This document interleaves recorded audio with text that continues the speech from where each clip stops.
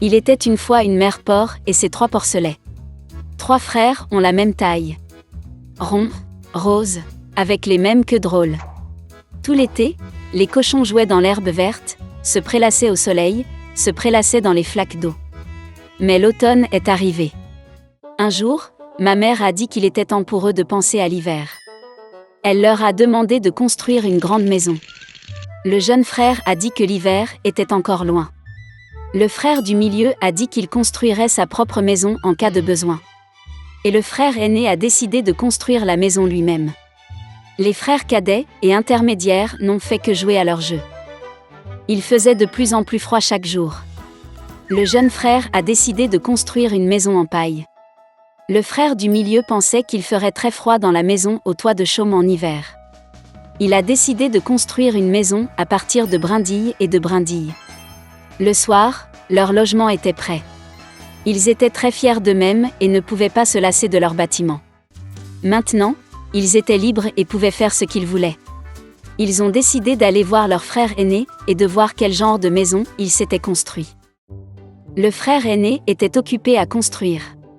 Il a appliqué des pierres, malaxé de l'argile et s'est lentement construit une maison fiable et durable.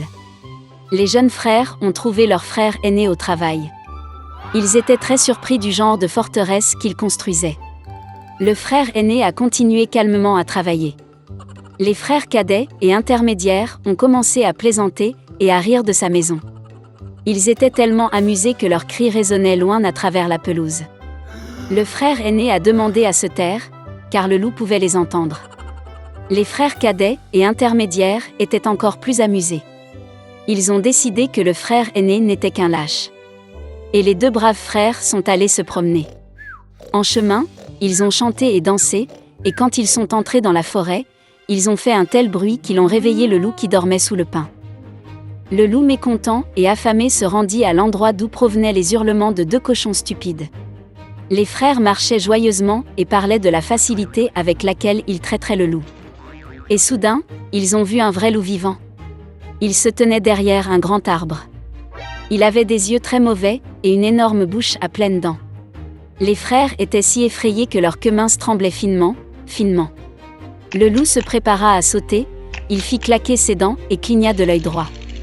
Les porcs reprirent soudain leurs esprits, hurlant à travers la forêt, se précipitèrent pour s'enfuir.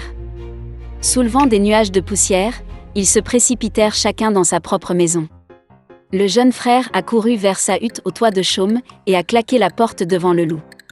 Le loup grogna et demanda d'ouvrir la porte. Le jeune frère, par peur, ne put prononcer un mot. Puis le loup a commencé à souffler. Le toit léger s'est instantanément envolé de la hutte au toit de chaume. Le loup prit une profonde inspiration et souffla une seconde fois, et la maison en chaume vola dans toutes les directions. Le loup était ravi, claqua des dents et se jeta sur son jeune frère. Mais le cochon esquiva habilement et courut. Il a couru à la maison du frère du milieu. Les frères réussirent à s'enfermer et se regardèrent avec consternation. Le loup s'est fâché et a commencé à souffler. La maison est légèrement de travers. Le loup a soufflé une seconde, puis une 3e, puis une 4e fois.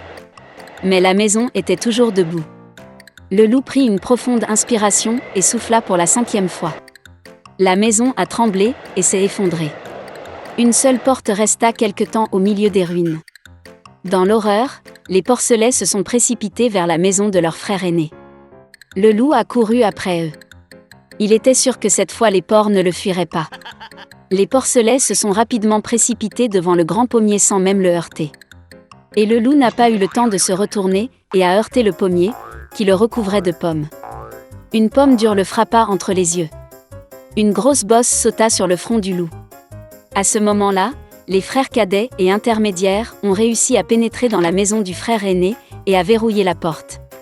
Le loup courut vers la porte, grogna et demanda d'ouvrir la porte. Les jeunes frères avaient très peur et ne pouvaient rien dire en retour. Et le frère aîné savait que lui et ses frères n'avaient rien à craindre dans une maison en pierre solide. Puis le loup a aspiré plus d'air et a soufflé dès qu'il a pu. Mais peu importe combien il a soufflé, pas une seule pierre n'a bougé. Et puis il a levé les yeux et a remarqué une grande et large cheminée sur le toit. Il monta prudemment sur le toit et commença à descendre le tuyau. Les cochons ont entendu un bruissement. Le frère aîné a immédiatement deviné quel était le problème. Il se précipita rapidement vers le chaudron, dans lequel l'eau bouillait, et en arracha le couvercle. Le loup descendit la pipe et tomba directement dans le chaudron. Ses yeux s'agrandirent sur son front.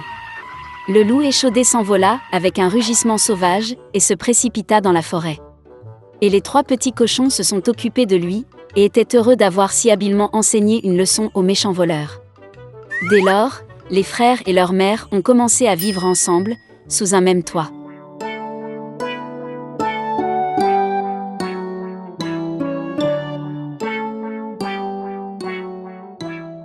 Une princesse vivait dans un château luxueux. Elle n'avait que 14 ans, mais elle était terriblement gâtée et maussade. Une fois, elle a proposé quelque chose pour avril, et il y avait des fleurs de printemps au banquet du Nouvel Aène. Elle a publié un décret dans lequel elle a annoncé le début du printemps, et a promis de récompenser généreusement celui qui apporte des personnages au palais. Dans une petite maison à la périphérie de la ville vivait une belle-mère avec sa fille et sa belle-fille. La belle-fille était une fille très douce et gentille, et son nom était Masha. La belle-mère et la fille étaient très paresseuses et en colère, et elles blessaient la pauvre fille de toutes les manières possibles. Ils voulaient vraiment recevoir la récompense promise par la princesse, mais ils ne savaient pas où se procurer les personnages en hiver. La vieille femme a décidé d'envoyer Masha dans la forêt pour leur apporter des fleurs printanières. La belle-fille a commencé à implorer sa belle-mère d'avoir pitié d'elle, car il faisait noir et froid dehors. Et quel genre de personnage peut-il y avoir en hiver ? Mais la vieille gourmande ne voulait rien entendre. Elle a donné un plus grand panier et a conduit Masha à la porte. La fille gelée avait très peur dans une forêt sombre. Soudain, au loin, elle vit une lumière. Elle était ravie et est allée à sa rencontre. Il s'est avéré que c'était un grand feu ardent, et 12 personnes se réchauffaient autour de lui. Reprenant courage, la fille s'est approchée d'eux et leur a dit que la méchante belle-mère l'avait forcée à aller dans la forêt et à ramasser des personnages. Il s'est avéré que c'était 12 mois. Les frères se sont sentis désolés pour Masha et ont décidé de l'aider. Frère April a scandé un sort, et soudain le printemps est arrivé dans la forêt et dans la clairière. La neige a fondu, l'herbe verte est apparue, les personnages ont fleuri. La fille a commencé à ramasser des fleurs et en a bientôt rempli un grand panier. Le jeune April l'aimait beaucoup et il lui a donné une bague magique. En cas de problème, il doit être jeté au sol, jeter un sort, et les 12 mois viendront à la rescousse. Masha les remercia et rentra chez elle.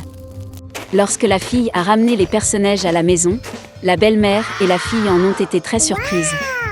Masha était très fatiguée du voyage et s'est immédiatement endormie profondément.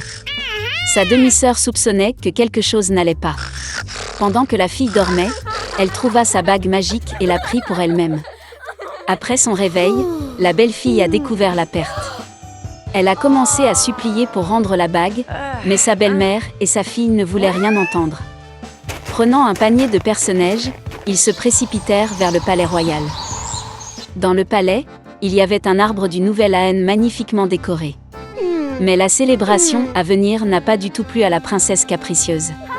Et ce n'est que lorsque la belle-mère et la fille lui ont apporté un panier entier de personnages, que la princesse a changé sa colère en miséricorde. La belle-mère ne pouvait pas dire clairement d'où venaient les fleurs, et elle a dû admettre que sa belle-fille les avait ramassées. La princesse a immédiatement décidé de se rendre dans le pré avec des personnages. En chemin, elle se tourna vers la pauvre Masha pour lui montrer l'endroit où elle cueillait des fleurs. La fille a dit qu'elle le montrerait, mais seulement si la bague lui était rendue. D'une telle insolence, la princesse s'est fâchée et a jeté la bague. Mais la belle-fille a réussi à jeter un sort. Immédiatement, un vent fort s'est levé, le tonnerre a grondé, le feuillage est tombé et la neige a commencé à tomber. Le vieil homme January leur apparut. Il a invité tout le monde à faire un vœu. Par peur, la princesse a souhaité être dans le palais le plus tôt possible. Masha a fait le vœu que tout revienne à sa place en temps voulu, hiver, en hiver, été, en été. La belle-mère et sa fille étaient si gelées qu'elles voulaient des manteaux de fourrure de n'importe quelle fourrure, même d'un chien. En disant cela, les femmes gourmandes se sont immédiatement transformées en chiens. Ils étaient attelés à un traîneau sur lequel la princesse devait se rendre au palais. Masha a remercié les frères pour leur aide. Ils ont promis de transformer la belle-mère et sa fille en humains, mais seulement quand elle deviendrait obéissante. Des mois ont donné à la fille un magnifique grand traîneau, attelé par des chevaux fringants. En les voyant, la princesse a demandé un tour au palais. C'était la première fois de sa vie que la princesse prononçait le mot « s'il vous plaît ». Et Masha accepta volontiers.